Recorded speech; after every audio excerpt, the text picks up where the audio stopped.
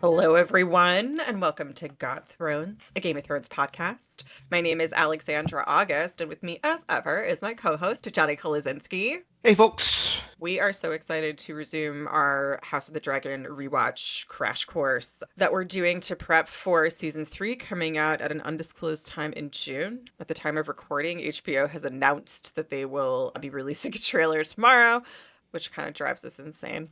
But Yeah. It's like getting a save the date without for a a, date. for a TV show. Yeah. Trailer. Just tell me when the show will air. But they don't want to do that. They want to make our lives difficult. It's on purpose. You can find us on socials, on Instagram at Got Thrones, on TikTok at Got_Thrones, and on YouTube at Got Thrones Podcast. Oh, and you can find this on whatever podcast platform you're listening to right now. We will be there again next time. Yes, we will. And if you're joining us for this episode, or if this is your first time listening, we are doing a rewatch of House of the Dragon season 1 and 2 to prepare for season 3 because it's Johnny, why are we doing this? Honestly, because I don't remember a lot of what happened. And I didn't like it as much the first time. I'm liking it more now. It is so dense.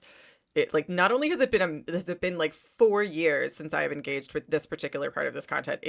There's so much of it. There's so many layers. There's so many characters. So we're rewatching it all for you guys. These episodes are meant to be short and sweet and be kind of quick touch points for all of the character movement and the narrative movement that happens in only 18 episodes. Yeah. Basically, we want you to possibly maybe be able to remember the names of half of Rhaenyra's kids. Oh man. There's 2 separate Aegons. Yes. Speaking of which, this week we are discussing season 1, episode 6, The Princess and the Queen. Sorry, I just watched The Disaster Artist for the first time on Friday. Oh. I think I just did an involuntary Tommy Wiseau. I'm sorry. Donnie, what's the title of this episode? The title of this one is The Princess and the Queen. Yes, which is also the name of one of the novellas that led to Fire and Blood, that led to this series. I think The Rogue Prince is also a novella, or is another. Yeah. They so that's which was the second episode of this season and focuses on that aspect of Daemon and Viserys' relationship. Yeah. The Princess and the Queen is the novella is really more of a what happens after this episode, but that's where they got the title from. Okay. But let's talk about what happened in The Princess and the Queen. We're doing it a little bit differently. Yeah, okay. Yeah, folks, so a little game we're playing just because we like whimsy. It's a time for whimsy. We're going to make a recap a little, just a little spicier and funnier. We're going to read a basic, 7-sentence, boom, boom, boom, boom, bullet point recap so you get your information and you can brush up. And then we're going to ask an AI to give it to us in a different style so we can throw something completely ridiculous at you in addition to walking you through what's happened on the episode. I'll be doing the dry recap, and Alex will be doing the recap in the tone of Malcolm in the Middle. The wet recap, if you will. The wet recap. Yep. The wacky zadie. So, without further ado, sentence 1. 10 years pass since Laenor and Rhaenyra's wedding, and everyone is living together in disharmony with their children, one of whom Rhaenyra gives birth to at the very beginning of the episode. I've never seen an episode of Malcolm in the Middle, and sorry guys, I guess that ChatGPT wrote it from the perspective of like maybe Jaehaerys' son, so just take that into advisement. This is from the perspective of Rhaenyra's child. Go with it. It's great. Yeah. Okay. So 10 years ago, my mom married Laenor, and everyone agreed to just like not talk about certain things. And you know how in some families there's like one topic nobody brings up at dinner? This is like that, except the topic is every single one of her kids. And now there's another one. Great. Daemon, meanwhile, is living in Pentos with Laena and their 2 daughters, Baela and Rhaena, but Laena is unhappy, and Daemon is not motivated to move back to Driftmark when she asks him to. Okay, so like my uncle Damon, and I use that word loosely, moved his whole family to another country because apparently that's easier than having a conversation. I'm 13, and even I know that's not a long-term solution. His wife Lena keeps asking to go home, and he keeps just not doing it. And I've seen this before, and it never ends well. Yeah. Sentence three. Everybody knows Rhaenyra's children don't belong to Laenor, and Kristen Cole exacerbates the friction between those kids and their uncles, who are Alicent and Viserys' sons, Aegon and Aemond. Back home, everything is fine. Obviously, Kristen Cole, who is an adult man with a job and responsibilities, has appointed himself the official reminder that my brothers and I look nothing like our father every single day. Sentence 4. Harwin Strong reacts to this publicly, and therefore his father Lionel is forced to resign his post, and those two men leave for Harrenhal. And then Harwin, who again is supposedly just a friend of the family, completely loses it in front of everyone. I get it, honestly. So now Harwin and his dad have to leave forever. Rhaenyra decides it would be better for her family to move to Dragonstone for the foreseeable future, so they do, and Laenor is allowed to bring his lover Carl. With a Q. And mom decides the smartest move for all of us is to pack up and go live on a rock in the middle of the ocean. And dad gets to bring his boyfriend. Cool, fine. We're all just rolling with it. Alicent wishes aloud that her father was Hand of the King again, and Larys takes it upon himself to make that happen by murdering his own father and brother once they return to Harrenhal. Oh, it didn't provide a recap for that Yeah, it part. didn't give us that one. Interesting. Interesting. It did. Oh, okay. So what's sentence seven? That is sentence 7. Lena dies in childbirth by ordering Vagar to incinerate her. Vagar's a dragon. And then Lena died. I don't have a joke for that one. I'm actually kind of impressed with ChatGPT on this one. I'm not gonna I, lie, I'm a little yeah. upset about it. I think this was actually Claude. Folks, I have a free year of Perplexity Pro from PayPal, so I'm not paying for this. And I feel like this is basically what AI is good for, so we hope we made you laugh. Yeah. I Uh, promise I'll drink less water to make up for this. oh, that was fun. That was fun. We should so like tracking boards. This is the big time jump. Like in terms of Yes. how much time has actually passed. Yeah, we've had 10 years that have gone by since the last episode. Bunch of babies, a bunch of lovers.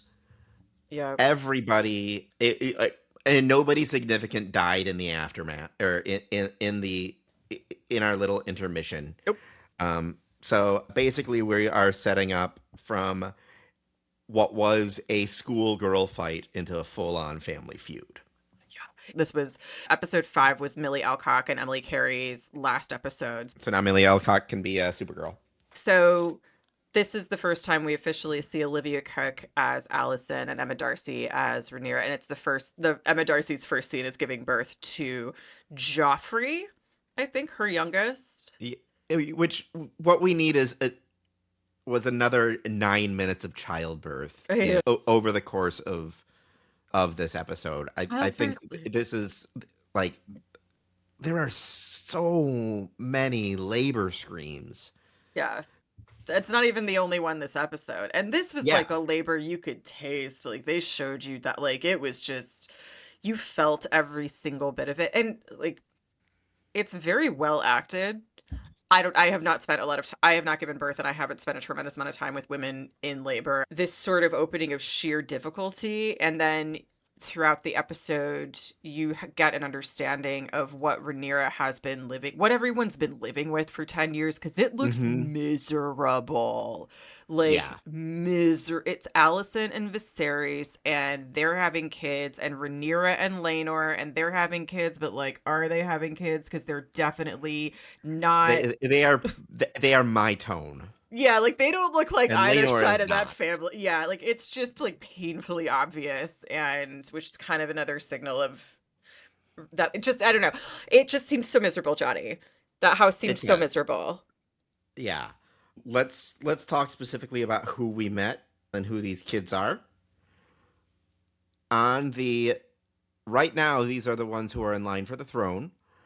We have Rhaenyra and finger quote Laenor's kids, actually Rhaenyra and Harwin's kids, Jacaerys, Lucerys, and Joffrey, or Jace, Luke, and I don't know, do they call him Joff? I At think they some just call point him in Joffrey. season 2, at some point, maybe. Yeah. Jeff, let's just Jeff. Jeff. And on the mom thinks we should be king someday side, Alicent and Viserys' kids. Oh, I always forget that they've got the oldest daughter, Helena Hmm. and Aegon and Aemond. Hmm. Hmm. Aegon being the oldest, and spoilers, as Alex mentioned, Aegon the second. And then across the narrow sea, we have Bela and Rhaena, who are Daemon and Lena's daughters. Have you ever read Wuthering Heights? No, I have not. That's not necessarily a recommendation. It's fine. It's just a lot, but it's just I remember giving a book report on it in high school, and I didn't get a great. I think I got like kind of a low grade on the book report because it wasn't really a book report so much as me doing a small stand-up routine about how there were 18 characters and four fucking names. I swear to God, I was so annoyed the entire time. I totally missed the fact that Heathcliff is not white. I was that. So did everyone, though. I haven't read it, but I learned this just based on recent social media. Yeah, it's anyway, but that's what the Lena, as we were doing that recap earlier, like Lena Yeah, and Bela and Reyna and guys, it's fine. It's fine. yeah. Thanks, Um, George. yeah, it's Yeah, yeah. We need more names. We need more names. more names. Oh, and we met Carl with a Q, Carl Lenor's with you. lover. Yeah, Lena is boy du jour, but it seems like they're taking things to the next level. And Yeah. part of like Rhaenyra's frustration overall is not only that Alicent is like clearly being like, "Whoa, your kids are not your kids." Laenor just kind of seems like not to be the most active member of the team.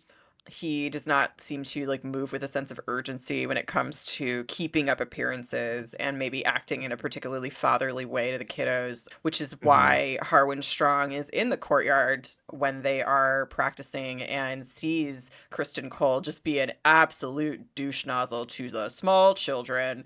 And he steps in, and Rhaenyra's frustration with Laenor is that he's only motivated about quarrel. Hmm. I want to make a Lenny and Carl from The Simpsons joke so bad. I was thinking of Coral from Walking Dead. That Coral. kills people, Carl. So, as far as who got married, Lena and Damon got married off screen, had two kids, and Rhaenyra and Laenor have overall a pretty functional poly setup going, It's other than having to keep it closeted. I am just like so impressed with how progressive Viserys and Rhaenyra are, and I'm just bummed for them that they're surrounded by just By unevolved people. Westeros, Yeah, yeah, basically. Speaking of Viserys, real you quick, know we what they need needed? They needed Lionel. They needed Lionel Lionel Breath. Baratheon. Oh man, yeah, they do. Yeah, they do. Lionel Baratheon would have had so much fun. I think he would have found his way to a dragon and then he probably would have died, but he would have been a good Yeah. time. Good time to have in the Dance with the Dragons. He pro Uh, yeah. I bet he and Rhaenys would have. Oh yeah, I like Rhaenys kind of like being mad at Corlys and being like, oh, let me give birth to a Hall. Excuse me, I'm gonna make my own Atom of Hall over here with this Baratheon man. Maybe he'll be a storm. It's none of your business. Corlys, go away. Yeah. Speaking of Viserys, real quick, what is his decomposition status? Where is he? How far uh, have we come from Pinky Finger and maggots? 10 years on in episode 6. he is looking pretty haggard. His hair is thinning. I watched both of this one a little bit farther back, so I don't. I know we saw something specifically that they were doing to him, and I don't remember what it was. I noticed his blood, like it looked like you could see whatever. It looked like a blood. It honestly looked like a very slow Borg assimilation, like Oh yeah, yeah, that's what it post was. first contact, kind of. Hmm. Yeah. This was Yeah. when I started thinking Um, he was gonna. I think like I thought I didn't know if he would survive episode 5, and then it was yeah, like this episode. I was like, oh well, surely he's dead this week. yeah. He's the gift that keeps on giving. I thought that he bit it much earlier from my memories of watching season one. He's a for somebody who's been had one foot in the grave since episode two. He's hardy. I He really seems to have a long and fruitful life. Like we seem to catch him every couple of years on days that are not great, but like it seems like Yeah, Viserys overall is like got a couple of kids. and virile. Yeah, full of energy despite rotting from within. So who And then, dies? of course, well, the big death is Lena, who chooses to go out the Dragon Rider way rather than dying in childbirth like her what aunt her like her aunt Ayla Emma. Emma, who died in childbirth in episode one. She prefers to go out extra crispy. Oh, Nana Blondell is the actress who, for one episode, plays Lena Valerian Targaryen. Mm. I wanted to shout out this actress because it's such a powerful story. And you watch this woman that you met 20 minutes ago. She's had 2 scenes, and you watch her walk out in front of Vagar, and you have it's this incredible moment of her standing in front of his, like standing in front of it, and it's just like this is the first time we see Vagar kind of open his mouth.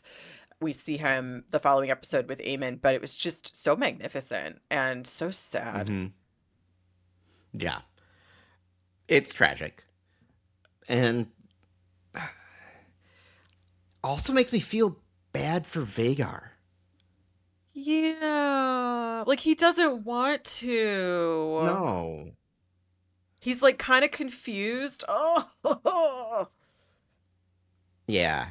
Not our only toasty deaths though, nope, because we do have Harwin nope. and Lionel Strong, It's like more of a who toaster go. oven situation than Yeah. Lena sort of Yakitori situation.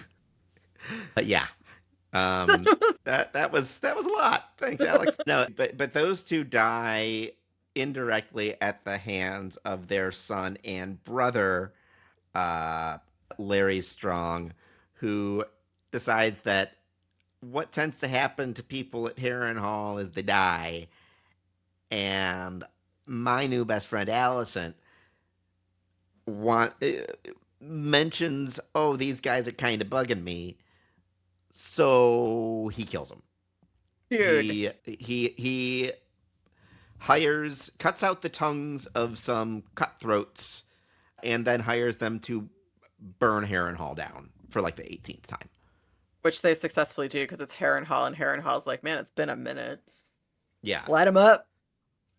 It's really, oh my God, it's so awful. It's so awful. And like at this point, we have seen Laris be like creepy and generally like just kind of sickly sweet and really too smart in a way that like obviously we simply do not trust. And which I feel like is complicated by what we keep kicking down the hall of talking about, which is like disability representation in the media and how it's usually somebody who's kind of nefarious or Yeah. like how it seems to be that way. And anyway, well, the HBO is taking that very straightforward take on it, and Laris is not just nefarious, he's like deeply psychopathic. Like I don't know that Baelish Mm-hmm. is murdering Edmure Tully, or like or Yeah. whatever, Catelyn's father, like Tully Senior. I don't think Baelish is Yeah. like I feel like even Baelish should be like, damn, dude, you just burnt like your dad? And da. Why? Like, Well, and it's like it's so because the why is immediately apparent, isn't it? Because like Allison has said one thing and boom, it's happened. He eliminates the Yeah. hand. And so Otto can return, and immediately Allison kind of owes him, and he's sort of in a gross way, like he reminds me of Richard III, and I feel like that's got to be intentional, where like he's almost hypnotic and he's now got her in a position where she owes him something and Mhm. he's kind of pushed her across a line that she didn't consciously ask to do, Yeah. Yeah. and like yeah she does, yeah, and Alice. It wasn't a will someone rid me of this blah, blah, blah, blah. Will someone rid me of this meddlesome priest situation. It was a I miss my dad. Yeah, what if I killed someone for And you, now you owe me? Isn't it hmm great?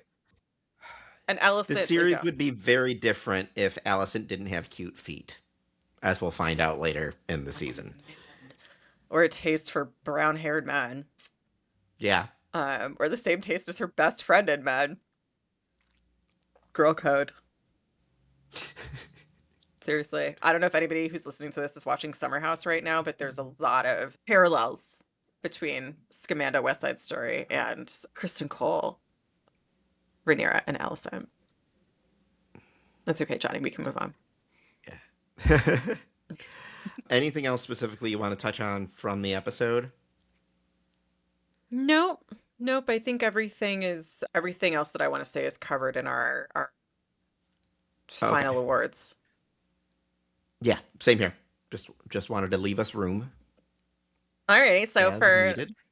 for our winners and losers, who slayed? Who got caught this week? Johnny.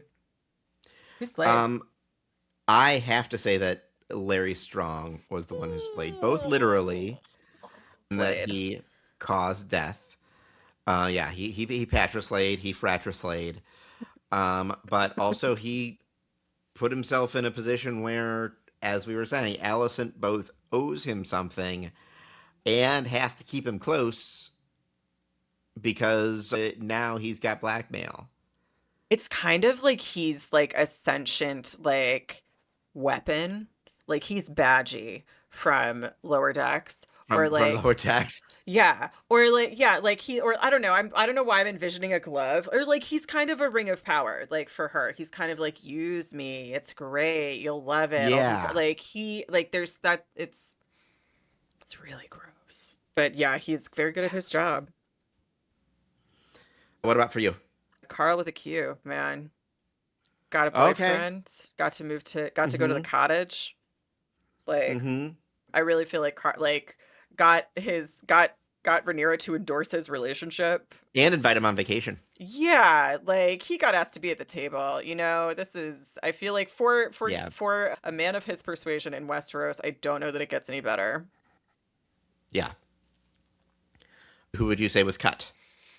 Only this is the only episode I'll ever say it. Aemond. 'Cause it's Okay. very, very, very sad what Oh, the happens. pig? Yeah. Like it's just so sad. And it's just so, and it's like they really show you, they give you a good 30,000 foot view of these kids before the following episode where where we get to the part with Aemon's eye and we get to like their own personal beefs with one another. And when we're getting that Mm-hmm. 30,000 foot view, we see them in the dragon pit, we see them in the castle yard. Like they're in a mess and they're just kids in a mess. And Aegon has people putting a tremendous amount of pressure on him, and nothing he does is wrong because his mom spoils him. And Rhaenyra's kids seem pretty cool, but there's like an incredibly awkward fact running around about them and their family, and they're uncomfortable, and they're kids, so everybody who's vulnerable can just poke at everybody's vulnerabilities. Mm-hmm.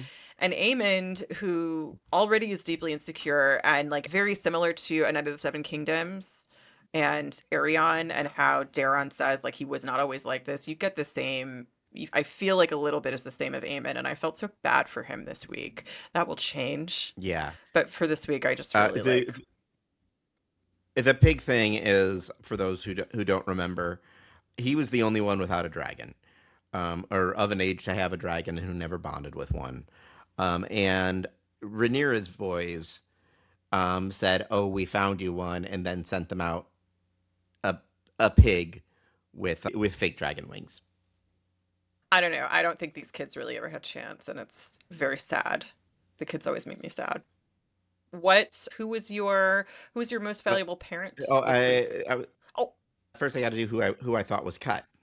I'm so sorry. I'm so sorry. Um, and that that is quite all right. I am switching from what I put in my notes, however. And I am actually, I take that back. No, I'm sticking with what I had in my notes, and it's Lena.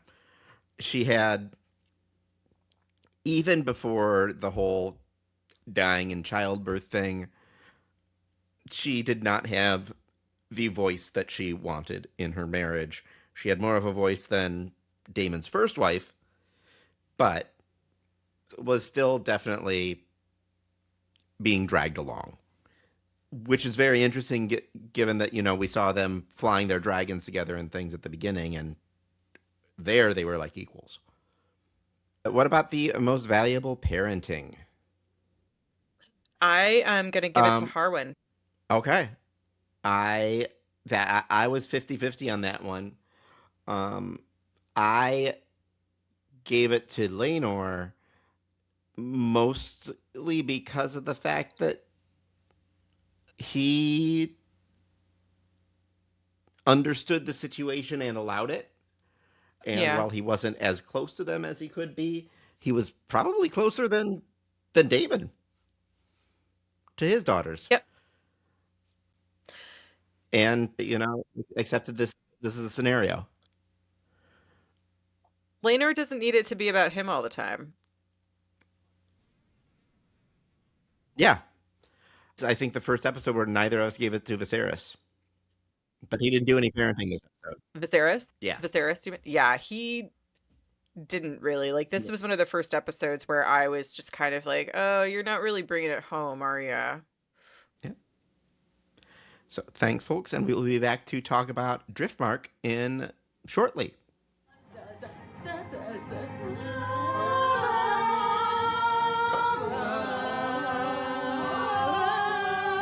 Bye bye.